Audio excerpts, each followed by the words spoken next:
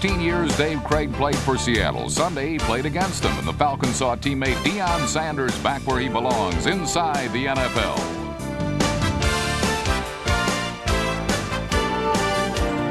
I'm Brian Burwell. Miami linebacker John Offerdahl plays a role in South Florida's recovery from Hurricane Andrew in this week's cover story.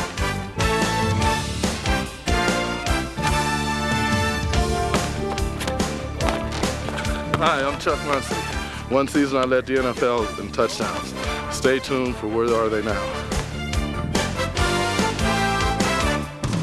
Break up the Tampa Bay Bucs. We speak later with the head coach of one of the most improved teams in the NFL, Sam Wyche, on NFL Crosstalk.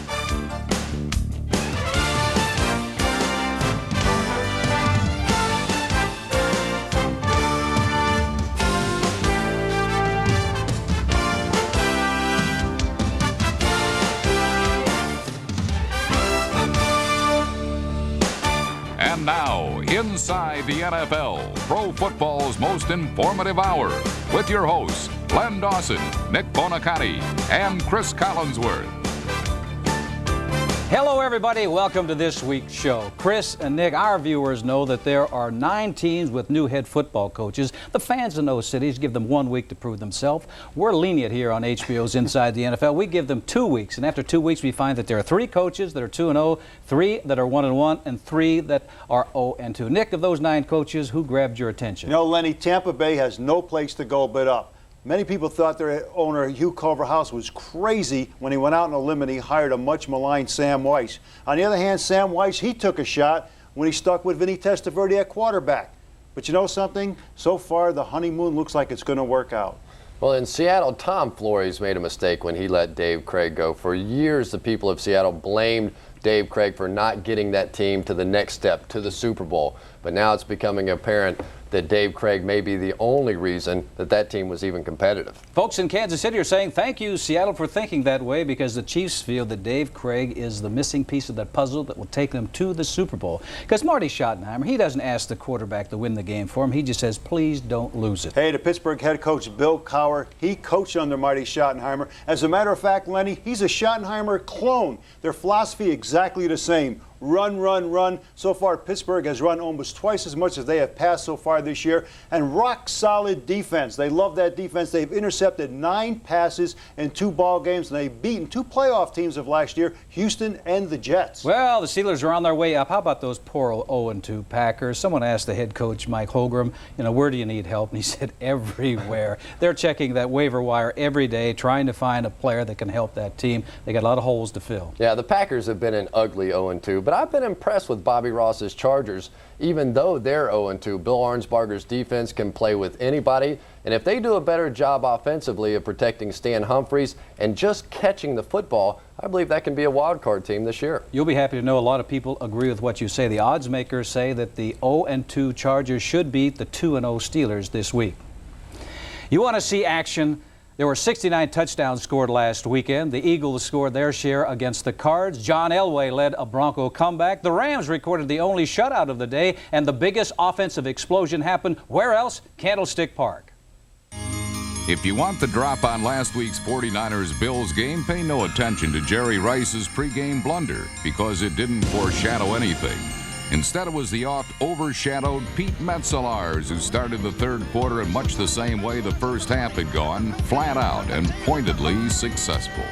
Is in for the touchdown. He broke the plane of the goal line.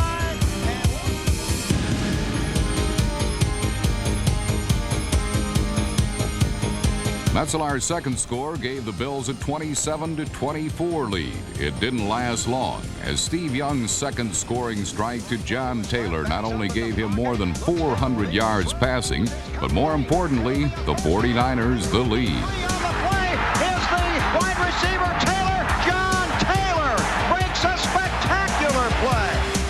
The teams traded scores and the lead seemingly at will, and in a testament to offensive prowess, the teams combined for nearly 1,100 yards of offense. He does. He runs right up the 5 and in for the touchdown.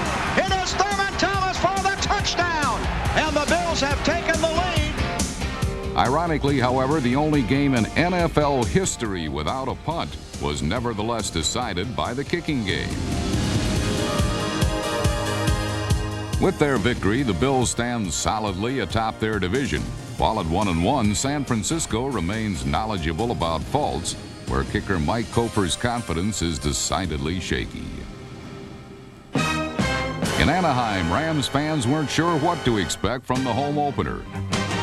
Last season, the Rams had a league-low 17 sacks. Against the sad sack Patriots, they collected 7.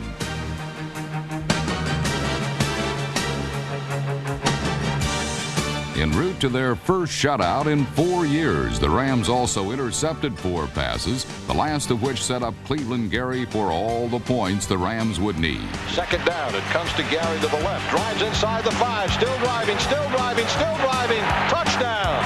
Great play by Cleveland Gary. Having played in 2 drubbings already, the young season has been feast or famine for the Rams. But it's a different story in Mile High, where it's always a movable feast, thanks to John Elway. But while Elway isn't sewn into the pocket, he needn't scramble to have other teams on the run. Against the Chargers, Elway didn't exactly sizzle, but he did deliver a couple of bolts out of the blue. The Chargers answered in kind, actually outgaining Denver in passing yards, and Ronnie Harmon's one-handed catch helped San Diego get a leg up on the Broncos. Humphreys, bootleg to the right, looking to throw, pulls up, throws, caught, touchdown, San Diego! Nate Lewis's score gave the Chargers the lead, but Elway followed with his second touchdown pass of the day, this time to Shannon Sharp. At 2-0, the Broncos are once again in the rarefied air of first place, but truth be told, they've hardly been a soaring studies of supremacy. And if the Broncos hope to remain in the area of the AFC West, they'll have to raise their level of play to match their next opponent, the Philadelphia Eagles. Randall's back. He's looking. He's floating it to the end zone. Touchdown, Calvin Williams. While the Eagles were enjoying Randall's return from injury, the Cardinals were forced to use backup quarterback Chris Chandler for the second time in as many weeks. And in the spirit of substitution, the Eagles traded tackling for chasing, as Ernie Jones waltzed through the Eagles secondary to give the Cardinals a 14-10 lead. It didn't last, thanks to the most accurate passer in the league. How about some play action here? Let's see. Cunningham straight back.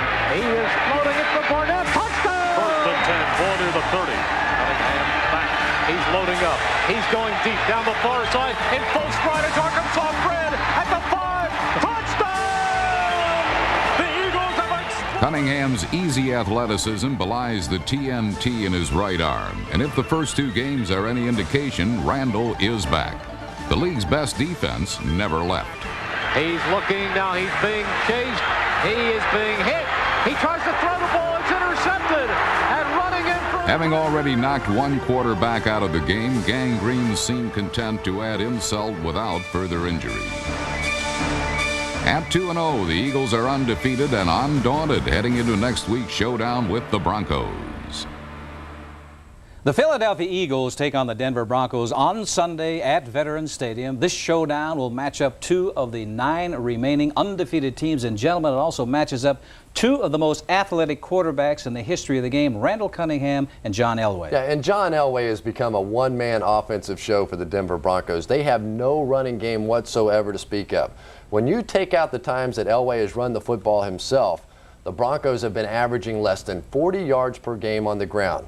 And given the way the Philadelphia Eagles get after the quarterback, if the Broncos don't have a running game, it could be a painful experience in Philadelphia for John Elway. You know, Chris, I think the Denver defense should go into this ball game with a lot more confidence. The reason Randall Cunningham is not scrambling, he's staying in the pocket. Cunningham used to kill teams when he came out of the pocket and made the big plays. But against Denver, Denver now can tee up and go after him. And with their great linebacker, Mike Kroll, I think they can add to the 10 sacks that Cunningham has suffered in the first 2 ball games. Oh, so you're picking the Broncos. Listen to this. No, I don't think I'm going to go overboard because John Elway said he's getting hit so much so far this year that if it continues this way, he will not make the season. John, all I can say is button up tight, send out an SOS, I like the Eagles. Also, if you see John Elway looking to his left a lot more than usual this week, that's because he has a rookie offensive left tackle, Russell Freeman. And John is right-handed. That's his blind side. And Russell's going against all-pro defensive lineman Clyde Simmons. And he's just coming off a 3-sack game. So I got to go with the Philadelphia Eagles. Chris, what about you? Yeah, and the Broncos aren't going to be able to tee off against Randall Cunningham, and that's because of the job that Herschel Walker's been doing running the football.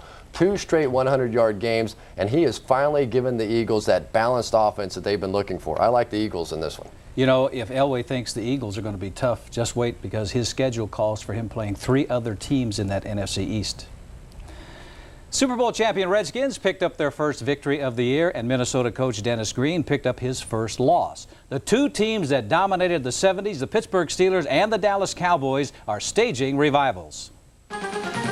Jimmy Johnson was itching to win for the first time in New York, and he was out to prove his Cowboys' performance, which was head and shoulders above Washington's, was no fluke. Sean Landetta will punt. The big rush, the punt. Robert Williams at the 4, rolls to the goal line. Touchdown, Cowboys. In 2 games against the last 2 Super Bowl champs, Dallas has dominated on special teams, defense, and offense.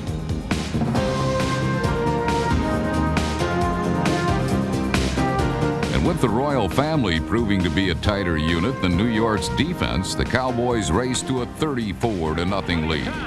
Deep ball left side, caught it forward, spinning away Urban at the 15 to the 10, toward the goal line. Touchdown. New York fans could only dream that their Giants decided to call it quits for this game and begin preparation for the Bears. But led by Phil Simms, the Giants' offense finally awoke. Behind Simms again. This time McCaffrey's in motion. Simms is looking in the end zone. He throws. Touchdown, Baker. Simms led the Giants to 28 second-half points, more than they've scored in any of their last 21 games. But in the end, Dallas hung on. After several years of being kicked around, the Cowboys are getting their kicks. The snap, the kick on the way, and it is no good. No good summed up the play of New York's other winless team in Pittsburgh. O'Brien is back again. Uh-oh, his pass is picked off. This is Larry Griffin coming down the field with the ball. He's to the 30, the 20, the 10, the 5. The Jets turned the ball over 7 times and allowed Barry Foster to rumble for 190 yards and 2 scores. The best performance by a Steeler back in 22 years. Foster running the right, coming down the sideline, the 40, the 35, the 30, running for dear life, the 20, the 15, the 10, the 5, hit into the end zone. Pittsburgh's Barry surprisingly leads the NFL in rushing, but Detroit's Barry still made some moves to marvel at Sunday. It seems the cardboard Sanders used up all the moves, as the real one was held to just 66 yards. But that didn't mean Lions fans weren't treated to a mighty performance by a mighty Mike. And a bad kick as Mel Gray fields on the run at the 45. He's to midfield. 45 got a block to the 40, off to the races 30. Cut near side 20, Mel to the 15. Weaving his way to the end zone. Touchdown Lions. Oh my, Mel Gray goes 55 yards for the touchdown. 5'9" Mel Gray made the Vikings look like a skeleton of their former selves. And after a ball-jarring hit by Mike Kofer, a ball with plenty of meat on his bones bounced into the end zone. Left side, and he's pulled down. Great tackle made there. Fumble. Kofer made the tackle. Ball picks it up on the run and scores. Jerry Ball's touchdown and plan for economic reform has him a favorite in Michigan this fall. Ball plans to take these potato heads to meet the Vice President Sunday at a seminar for improved higher education.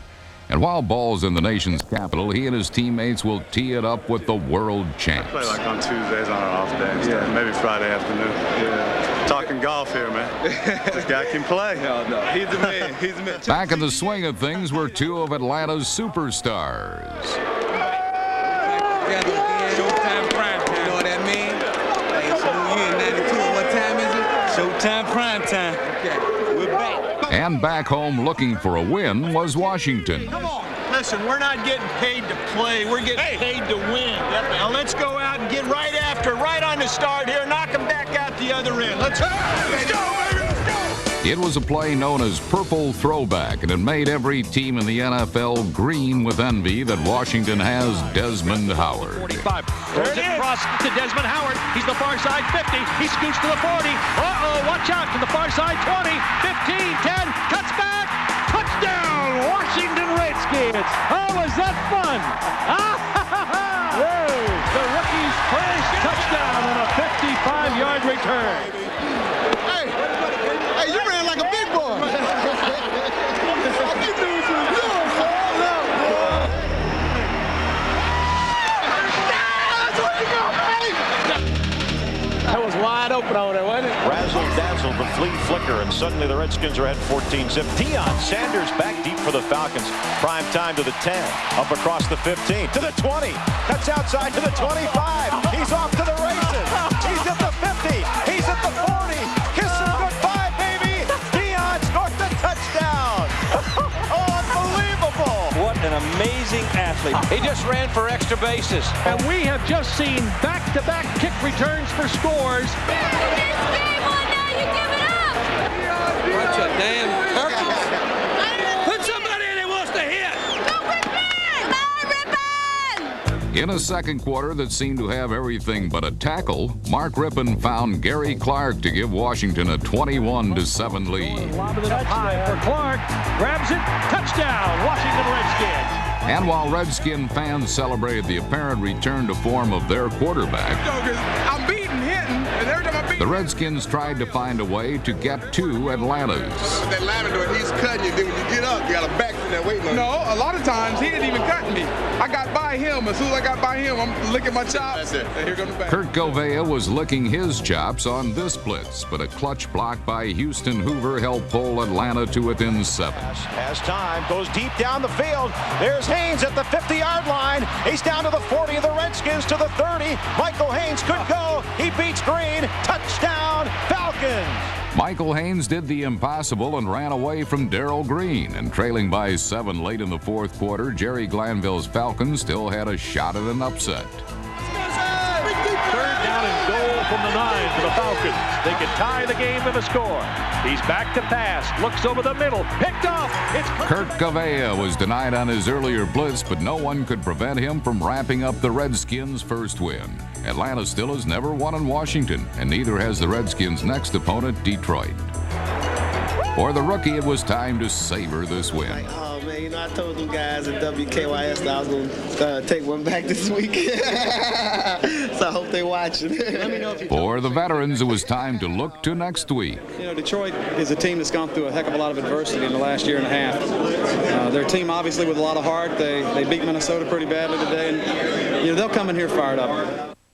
You just saw Jeff Bostic talk about their game this week with the Lions. Bostic has a very difficult job, and that is he's got to handle all-pro nose tackle Jerry Ball. But, Nick, they've got other problems with that Detroit Lion football team. How about Barry Sanders? They got to find a way to stop him. They're going to have to do it without the services of their all-pro cornerback Darrell Green. Darrell is out for several weeks with a broken arm. How do you see this game? Well, Lenny, I think the Washington line, offensive line, is going to have problems with the Detroit line and linebackers. I think they match up very well. And like I said, Jerry Ball is a tough nose tackle. And with him in there, they are going to stuff Washington's favorite play, the counter tray. I firmly believe that this game rests on the shoulders of Washington's quarterback, Mark Rippon. But if he plays the way he has in the past 2 ball games, Washington will lose. Well, the Lions weren't a good pass rushing team a year ago, and they're not this year either. Only 2 quarterback sacks in 2 games. And in watching these 2 teams play a year ago, I thought the biggest difference was the mismatch between the good Redskins offensive line and the porous Lions defensive line. And given the way the defensive line of the Lions has been playing so far this year, that gap may be widening. You know, you're right about the offensive line of the Redskins being their strength. Bear in mind also, this is a veteran team. Veterans can do what? They can make adjustments during the course of the game. And I think that the Redskins offensive line will make the adjustments. They'll even be able to bog Jerry Ball. I look for Washington to win this football game. Nick, you said if Rippon plays a bad game, they will lose. You think he'll play a bad game? I think Mark Rippon is going to rebound, Lenny. I think he's going to play long ball with his great receivers, and I think Washington wins. Yeah, Rippon should be ready to play now after that holdout. Last year against the Lions, he completed 75% of his passes. I see no reason why anything different should happen this year. I like the Redskins too. So we all agree. Nick, I want to ask you something, because this is what you went through, and that is Hurricane Andrew. You went through it. What's your thoughts? Lenny, everybody in Miami was affected by Hurricane Andrew, but the great thing is the whole country responded to that devastation, and because of that, Miami will rebuild. Absolutely right. Thank you very much. An NFL team does more for its community than entertaining football fans. It was never more evident than when Hurricane Andrew hit. Brian Burwell reports on the Miami Dolphins' offering of help.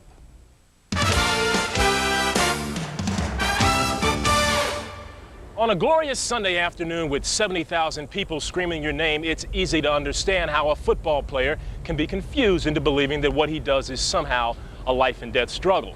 Well, 3 weeks ago, that very narrow view of the world changed forever for John Offerdahl and his Miami Dolphin teammates when they were confronted with the reality of a true life and death struggle, the catastrophe caused by Hurricane Andrew.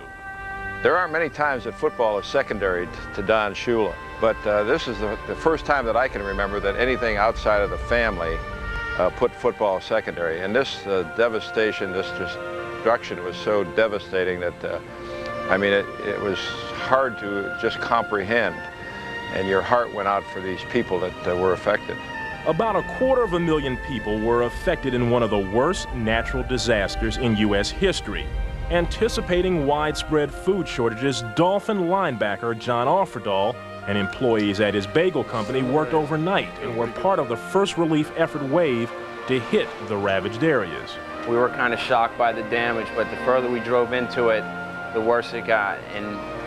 And by the time we got to the center of the storm where the eye passed through, we really weren't talking, we were just looking. At that point, there was not that much relief going into South Dade. Now, there's plenty of food out there, but at the very beginning when Offerdahl went down there with his 6,000 bagels and his 15 employees and whatever, that was very necessary.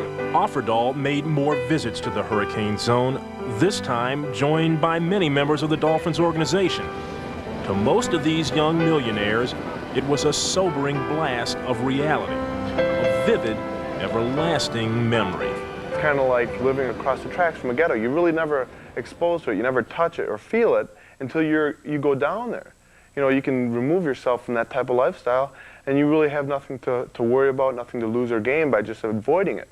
But when we went down and teammates who have, you know, a lot of things to be thankful for went down there, we realized how fortunate we were, but then again how unfortunate so many people were, and that we were in a position to help them and to, you know, touch a lot of their lives. Football was no longer so important. Human survival was. Catastrophe and recovery overshadowed everything, including a 10-month comeback from a potential career-ending knee injury that halted Offerdahl's '91 season after just 6 games. It definitely showed me the same thing I think it showed Coach Shula. You go down there and you just see it, people's lives are devastated. And here, you know, football is just this job for us. Job that, you know, us football players take seriously, and I know Coach does too, but when you find people's lives, everything they've worked up to and for, ruined in, you know, one night's worth of storm, just really shook my wife and I and the people that went down there.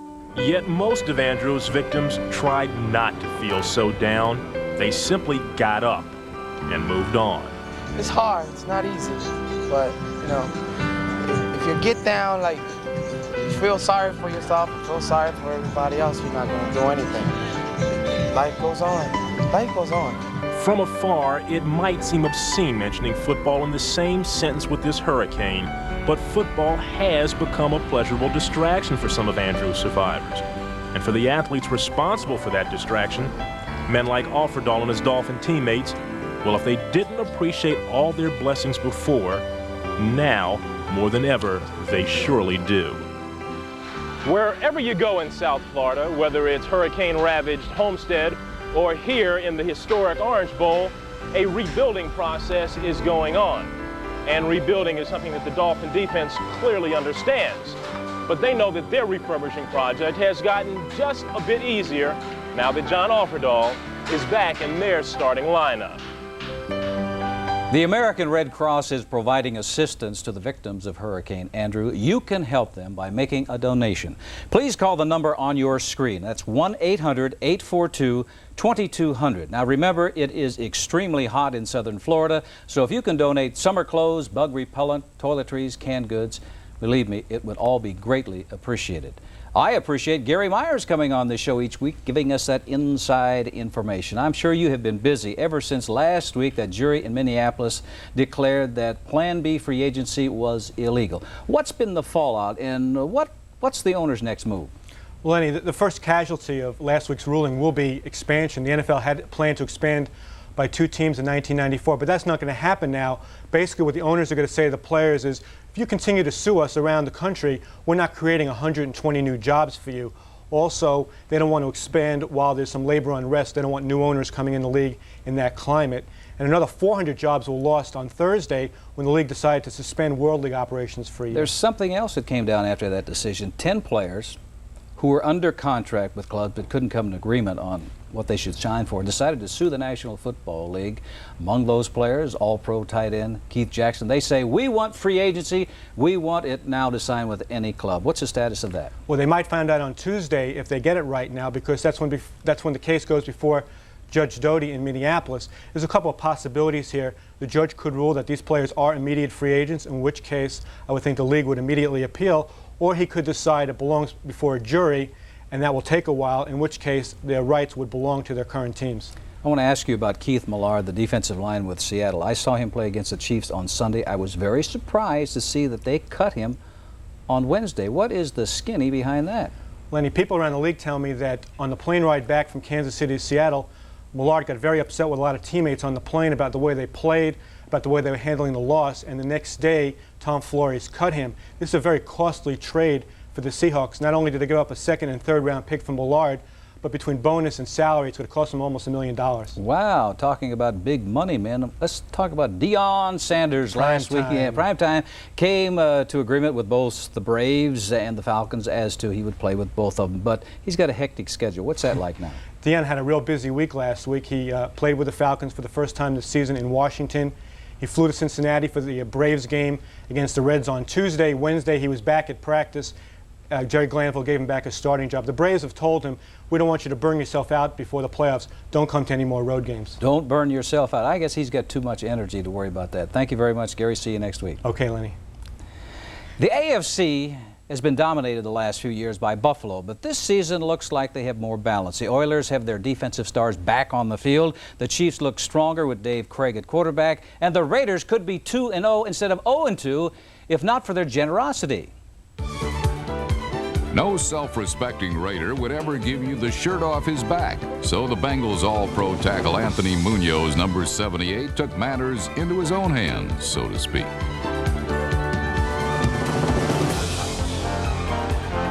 Cincinnati won the ground war hands down, or more truthfully, hands on. And led by talented Harold Green, they rushed for 180 yards and 2 touchdowns.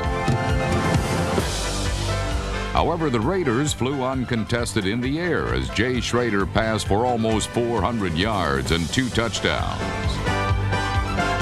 The seesaw game was tied at 21 after 4 quarters, but in overtime, the overachieving and opportunistic Bengals pounced on their 2nd straight victory. Land at the 10 to the 15, and get on it! Get on it! And the Bengals got it! Woo! Wow! You see this end right now. Special teams making 2 big plays today. Johnson will hold. The ball is snapped, placed down, and booted. It's high enough. Yep. It's deep enough. It's good. See ya. That's it. While the 0-2 Raiders stumbled to their 2nd worst start in 28 years, David Shula had won 2 games before his illustrious father had won 1. It's Raiders. Who would have thunk it? The thinking in Kansas City is that the acquisition of quarterback Dave Craig will help the Chiefs emerge into the Super Bowl spotlight. On Sunday, Craig's new team faced his old one, the Seahawks, and the quarterback's regular season debut in Kansas City got off to a smashing start. Another step on a journey. Let's do it our way, one play at a time. Let's get after the rest. Let's go. center is Craig. Gets the snap, drops back to throw on 3rd and 2. He's got time. He whips it down the side. It's caught. JJ at the 40, down the sideline 50, a foot race to the 40, the 30, the 20, 10, 5, touchdown! Craig connected with J.J. Burden on the game's 3rd play from scrimmage, but Craig's replacement in Seattle, Kelly Stoffer, was determined to make his own mark with the Seahawk offense.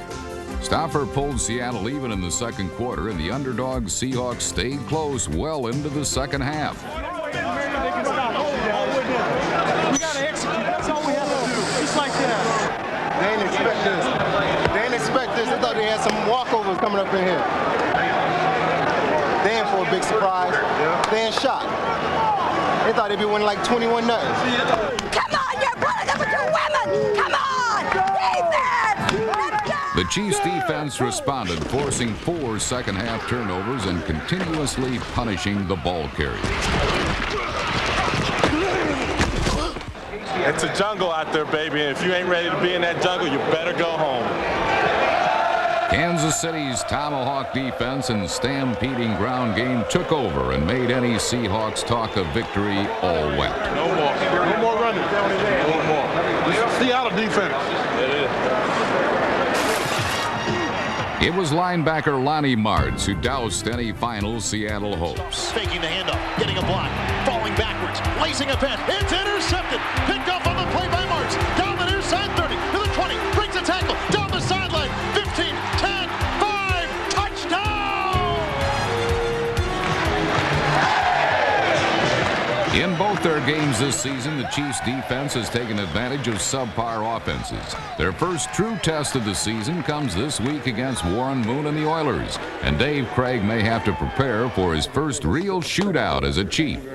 A man like you. A man like me, for example, is very happy right now. All right, all right. The attitude is where it's at in this locker room. The attitude. A bunch of people had to step up today in the absence of some guys that were down or went down, and you did it. And that's the fiber of a team, the attitude. My hat's off to you. And now we got 2, and we will continue to stay where we want to stay as long as we keep doing it the Chiefs way. Hell of a job. Let's make sure we're all here tomorrow. I know you're excited about the fact we get our photo taken. Oh, all right, Mark. Good job. The Indianapolis Colts' itchy-twitchy feelings soon turned into an achy-breaky heart. And while these Colts are no longer pushovers, their inexperience sometimes makes them palookas. A quarterback blitzed by 180-pound Darrell Lewis was met by 2 Colts weighing 550 pounds.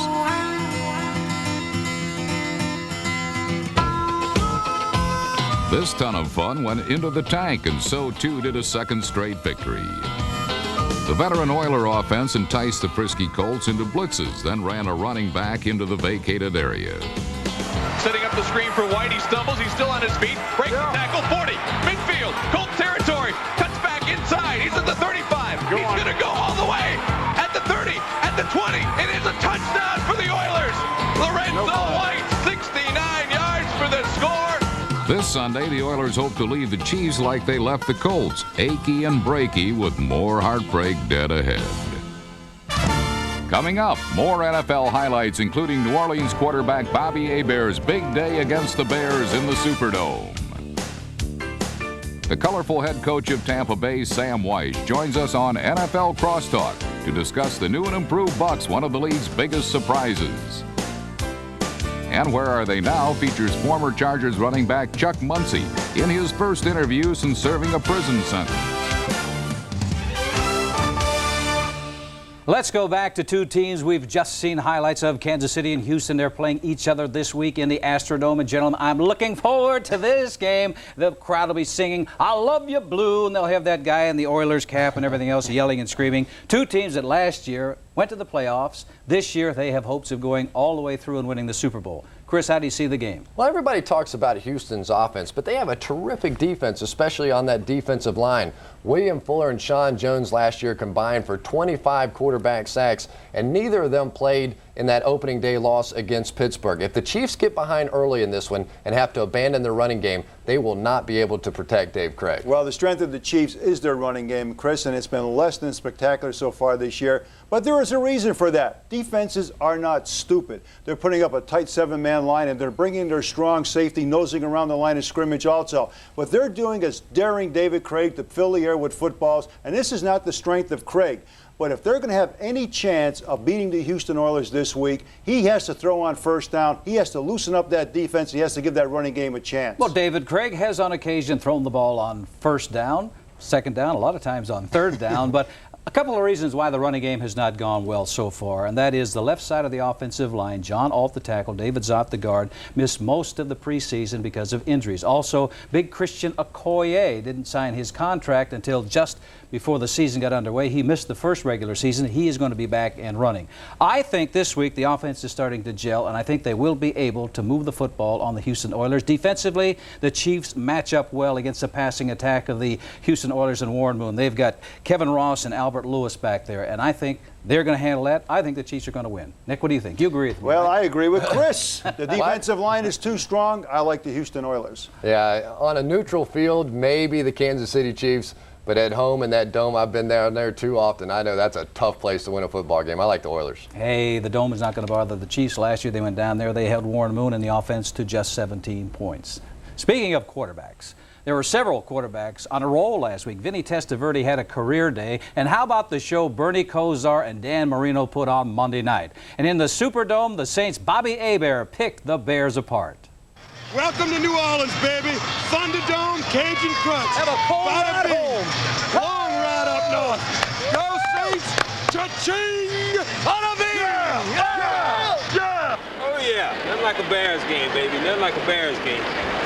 Yes, yes, yes. And there's nothing like the menacing Bears stare.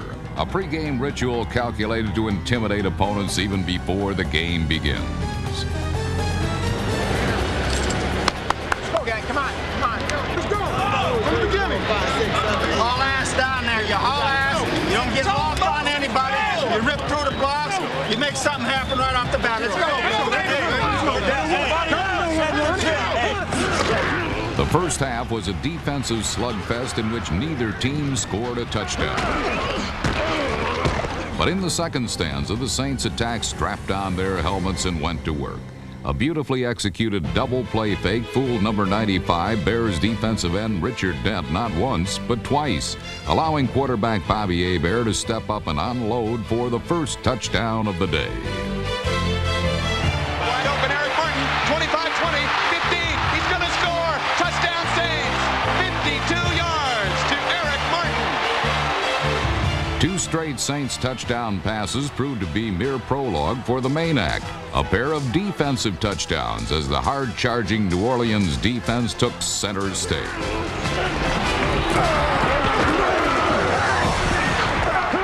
Ricky Jackson's direct hit on Jim Harbaugh permitted nose tackle Robert Goff to score. 1 minute and 21 seconds later, the Saints defense struck still another scoring blow.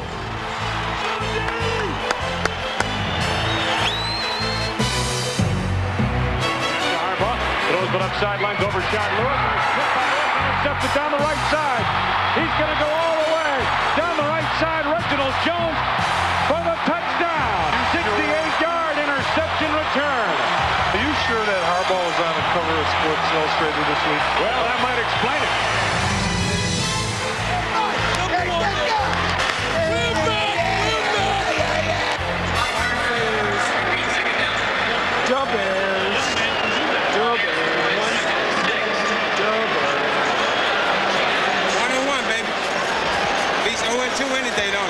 The Saints had averted the dreaded 0-2 start that traditionally dooms teams with Super Bowl aspirations. Saints number one today, baby. It was good when you get 2 turnovers and you score 2 touchdowns like that. That's something we try to do, is get the turnovers and try to score with it. And it worked out well today. But our guys did a great job. Ricky did a great job getting the ball out, and our defense played tremendously well today. Due to Hurricane Andrew, Dan Marino and the Miami Dolphins opened their season on Monday night, 8 days late, but right on target. High backs from the 25. Marino back to throw. Looks. He fires. Corner of the end zone. Touchdown. Goes to Miami took a commanding 20-3 lead into the final quarter, and for the many who went to bed and missed Cleveland's remarkable comeback, here's what happened. Let's get the first down as he breaks 2 tackles, gets out to the 30, fumbles the ball. David Brandon has it. He's going into the end zone for a Browns touchdown. In the space of 6 minutes, the Browns' dog defense provided 1 score. Bernie Kosar, hobbling on a broken ankle, passed for 2 more. Kosar to throw, looking left, he might run, Bernie's in trouble, dumps it for a touchdown to Mark Bavaro! The fans in Brownstown thought they had witnessed a miracle, but with only 1:15 remaining, the miracle belonged to Miami and Marino. back he goes.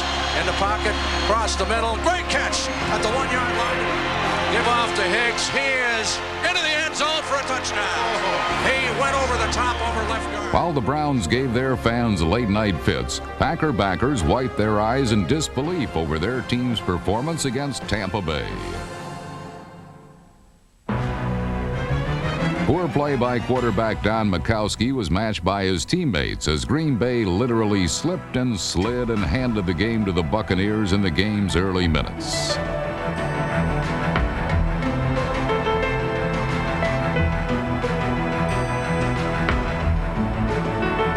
Cornerback Ricky Reynolds' fumble return launched a spate of 17 unanswered points as aggressive defense continues to be a hallmark of Sam Wyche's new team. Innovative play calling on offense is another.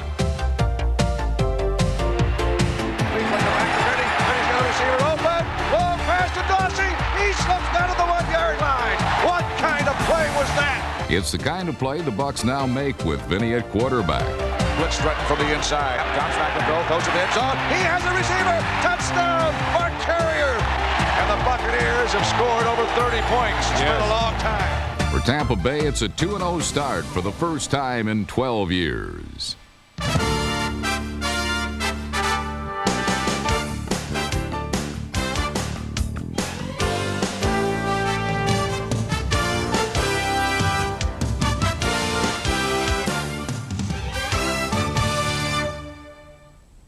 The Tampa Bay Bucs were the NFL's youngest team from 1988 to 91, but this year under first-year coach Sam Wyche, they brought in 20 new players, including 14 veterans, 6 of them over 30 years old. Has it helped?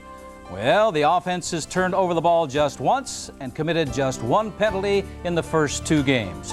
Chris Collinsworth is with his old coach, the man who cut him and made him a star on HBO's Inside the NFL, Sam Wyche. They're now on NFL Crosstalk. Sam, they don't give you time to shave in Tampa. Is that the new story? Do I look like I haven't shaved? Thank you so much. Boy, I could wave you one time. You give me some I just walked off the practice field. We've been getting ready for Minnesota. Well, you know what they say about payback. But you took over a team that had lost 10 or more games 9 years in a row.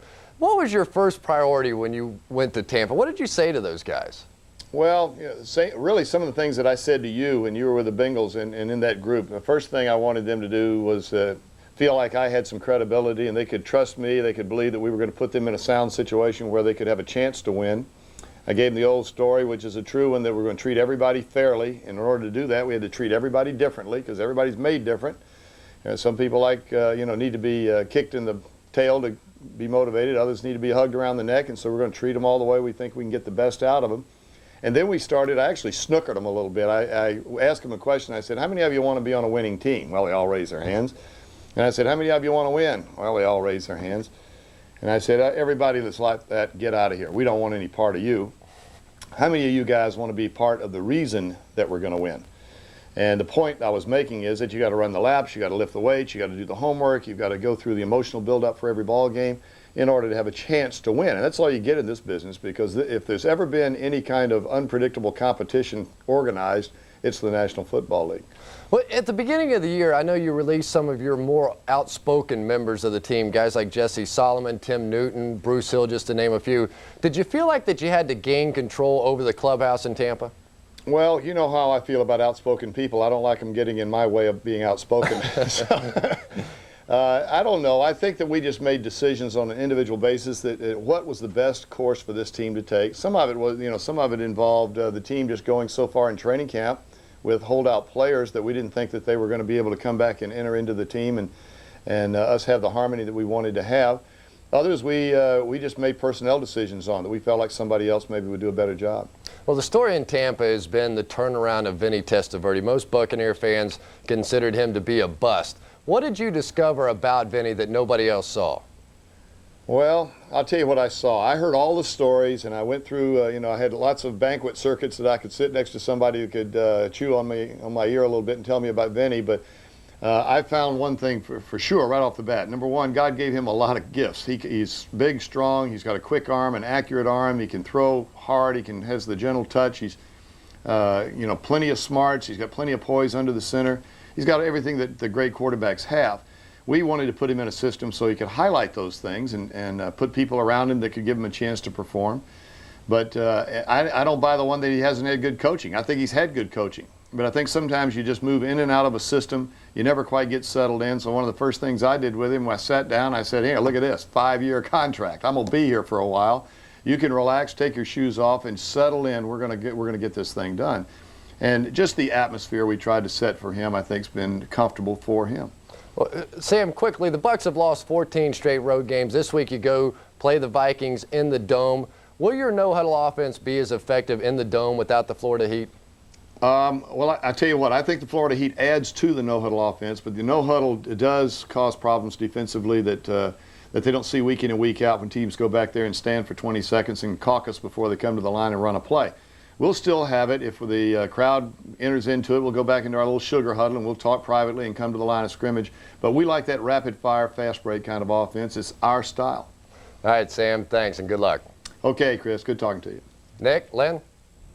Chris, thank you very much. Nick, there is a relaxed and energetic Sam Wyche, but he's 2-0 right now. You know there's going to be some downsides to the season. You think he can maintain that level? Well, and this sort of reminds me when Don Shula came from the Colts to the Dolphins in 1970. We were a young team, we were hungry for wins, and we knew that he was a great coach, and we bought his philosophy.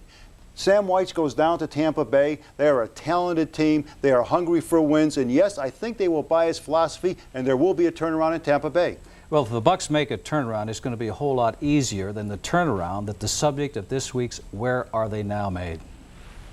One-time Chargers running back Chuck Muncie knows the glory of scoring 19 touchdowns in one season and the shame of a jail sentence. Kurt Gowdy has the story.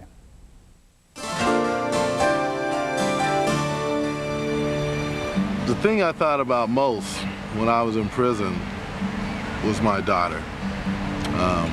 What was I going to say to her? You know, to this day, she's afraid I'll go back. So am I. Oh, man, I don't know. It's, I keep telling her I'll try not to, but with drug addiction, you can only go one day at a time. And although it's been 4 years, you know, it's still tough. Still tough. Chuck Muncie's fall from grace disappointed even the most casual NFL fan. As the third pick overall by the Saints in 1976, Muncie immediately lived up to his All-American and Heisman runner-up status. But soon, rumors of drug use forced a trade to San Diego, where Chuck was rejuvenated by California and the explosive Charger offense. It seemed Muncie could do anything. The Hall of Fame seemed just around the corner. But life off the field was completely different. A trade to Miami was voided when he flunked the drug test. A year of rehab convinced the Vikings to take a chance, but Muncie had other ideas. When I retired from football, the first thing that happened was I got my divorce papers. Sort of blew me away. I was definitely shaken up with that. And at that point, it seemed like everything that I was trying to accomplish with my sobriety didn't mean anything to me, you know, and so I dove back, you know, that was an excuse for me to dive back into the drugs. This foray cost Muncie dearly. Arrested and convicted for cocaine distribution, Chuck was sentenced to 3 years in federal prison. by going to prison, that would probably save my life. While I was there, I had time to think about the things that were important to me. And the only thing I had left that was important to me was my daughter, and my life. It's been said you can't make up for lost time, but Chuck and daughter Danielle have never heard of that. Although sports contributed to his downfall, they now serve as a tonic. Since his release from jail, a new horizon has appeared for Muncie. In San Diego, a telemarketing firm has given him a fresh start. As an account executive, Chuck oversees a client base as diverse as NFL properties, hospitals, doctors, and disease awareness organizations. The company has given him a chance, and he wants to give others one as well. He's enrolled in a master's program for drug counseling. It's his destiny. That's what I'm supposed to do, because I have to pay back. I have to pay back. Right now, I'm at peace with myself. I get very emotional when I talk about it, because I haven't been at peace with myself for a long time, and I finally am, and it feels good. I like it.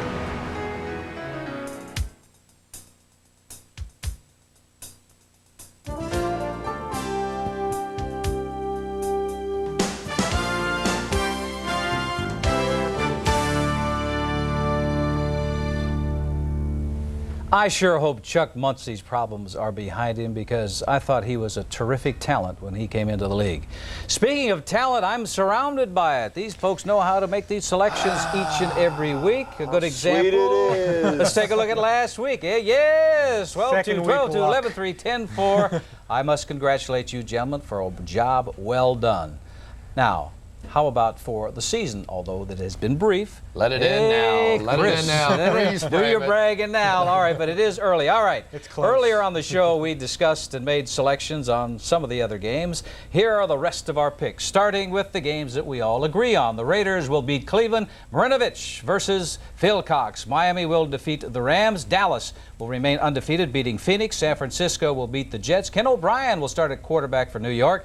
Buffalo will beat Indianapolis. The rest of the games now in more detail. Chris, I'm going to start with you because you're leading the pack. We've got Cincinnati playing at Green Bay. Yeah, Cincinnati right now, second in the league in rushing. Harold Green has become a legitimate star in the National Football League. I look for them to continue this role. 3-0 for the Bengals, hard to believe. You know, I got to admit the Packers have the look of one of those 1-in-15 teams from the last few years, the Cowboys, the Patriots, and the Colts. However, Bengals gave up 380 yards passing last week to Jay Schrader. I like Green Bay at home. Well, I think that the Bengals, Chris convinced me that they have a defense. They've got guys who are attacking the football, and for some reason, David Shula looked to the heavens after the game and thanked someone. I'm taking Cincinnati. Well, I think, as we said earlier, that Mike Holmgren is looking at that waiver wire every day for help. I look for Cincinnati to win this football game. All right, we got New Orleans at Atlanta. The Saints have allowed one touchdown in the first two games, Gary. You know, but Lenny, I don't like their offense, and you know, although Jerry Glanville's teams are probably the most unpredictable in the league, they always seem to play well at home. So Deion's going to be starting this week. I like the Falcons. Well, you know, they're so emotional. The Falcons will be up high as a kite. But one thing's for sure, we all know, is that New Orleans is going to show up at one hell of a defense. I'll take the Saints. Yeah, I agree with that. The Saints defensively just too tough, and they shouldn't be bothered by that Georgia Dome. I like the Saints on the road. Well, Neon Deion is back, but as you all mentioned, they've got the defense with the Saints. I like the Saints as well. All right, and Nick, we got Pittsburgh at San Diego. Steelers #1 in rushing. Yeah, you know, but San Diego has that good defense by my old coach, Bill Ironsbarger, and I love him. But you know something? I really think the Steelers have a terrific defense. They have a good running game with Foster, good quarterback in O'Donnell. I like the Steelers. Well, the strength of the Steelers is their running game, but that is also the strength of that San Diego Charger defense. I think they'll win their first one at home. Not a good move for the Steelers to cut Louis Lips on Thursday. However, the defense has got 12 turnovers in the first two games. That's kind of tough to beat. I like them to win in San Diego. Well, I tell you, the Steelers have won 2 ball games in a row, but they have not faced a running attack like they're going to see against the San Diego Chargers. I like San Diego at home. All right, we've got Seattle versus the Patriots. Patriots didn't do well last week. 7 sacks. They also had 5 turnovers. Tough to pick this one. You really don't know. But the Patriots were shut out last week by the Rams. So I guess Seattle on the road, this is a tough one. I'll take Seattle, though. You know, the Patriots is their first home game. They don't get much support at home. They had to reduce the price of tickets this week to try to get some fans into the ballpark. However, Seattle may be the worst team in the AFC, so I like the Patriots. Well, you know something, Gary? The one thing that the Patriots they do have a defense. Millen, the quarterback, is average, but they do have a good running game. I like the Patriots at home. Well, Seattle also has a good defense. They displayed that against the Chiefs last week. I like the Seattle Seahawks. You're an AFC West guy. All right, Tampa Bay at Minnesota. Gary Testaverde, 22-25 last week. This is where the dream ends for the Bucs. They haven't won on the road in a couple of years. I think it's 14 straight, and the Metrodome is a really tough place to go in and play, and I think the Vikings are a really improved team this year. It's like Minnesota.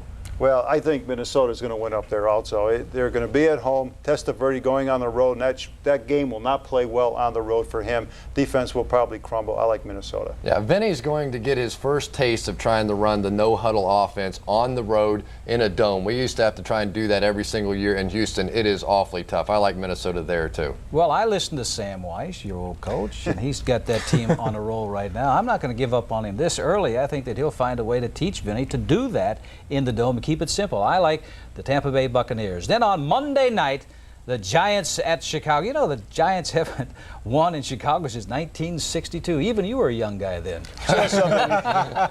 That's my rookie year. Can you believe that? Absolutely. You have to like the Chicago Bears at home. The Giants have impressed me with their determination and commitment. They came back in that Dallas ball game. I think Ray Handley finally may be opening up a little, relaxing a little, and the team is responding. But I can't bet against Chicago at home. I'll never pick the Giants again. Trust me. I'll take the Chicago Bears, period.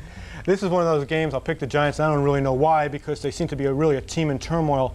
But you just get the feeling that they're not going to die hard, that they're not going to let the season get away from them. And I think the Giants win on the road. Well, I think it's going to be the Chicago Bears. The Giants have got some people that are hurting right now.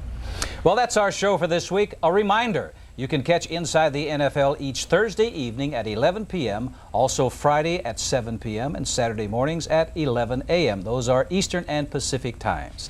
Now, for all of us on Inside the NFL, we hope you enjoyed the show and see you again next week. World Championship Boxing returns to HBO next Saturday, September the 26th, when Terry Norris defends his super welterweight title against Simon Brown. Live, 10 p.m. Eastern, 7 p.m. Pacific, only on HBO. Let them see something wrong. Okay? Come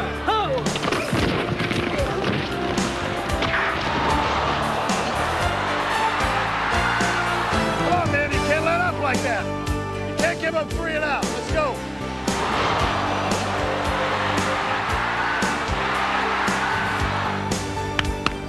No smiling. Not over. Not over. Stay in this thing.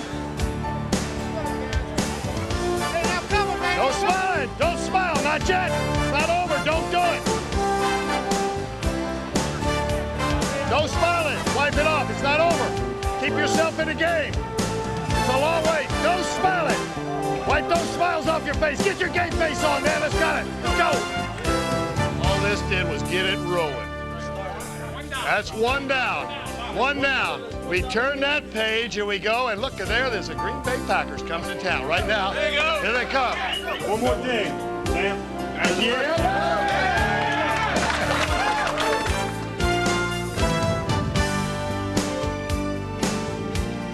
This has been a presentation of HBO Sports, the network of champions.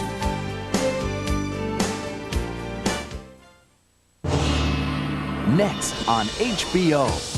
He's rude, crude, and he'll probably tick you off. But hey, he's Andrew Dice Clay, and you know what they say. Dice rules. Stay where it happens. HBO. Jean-Claude Van Damme and HBO are double-teaming the bad guys. He looks exactly like you. I would never in my life wear black silk underwear. It's double the danger. There's 2 of them. Double the trouble. Where are the twins? And double the Van Damage. Let's do it all the way. Van Damme times 2.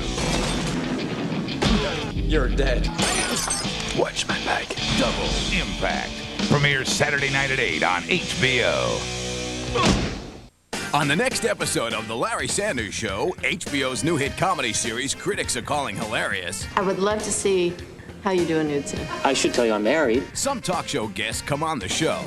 other talk show guests come on to the host. I really do find you attractive. I trust you. I don't think I trust him. I'm flirting right there. Look at the way I'm grinning. Here, I'll freeze frame it. Oh, for Christ's sake, this is like watching the Rodney King tape. Is Mimi a no-no? Have a great show. The Larry Sanders Show, starring Gary Shandling. This week, Larry welcomes real guests Mimi Rogers and from Seinfeld, Michael Richards. I myself have done it with Gregory Peck. Trust me, I felt nothing. Saturday at 10:30, only on HBO.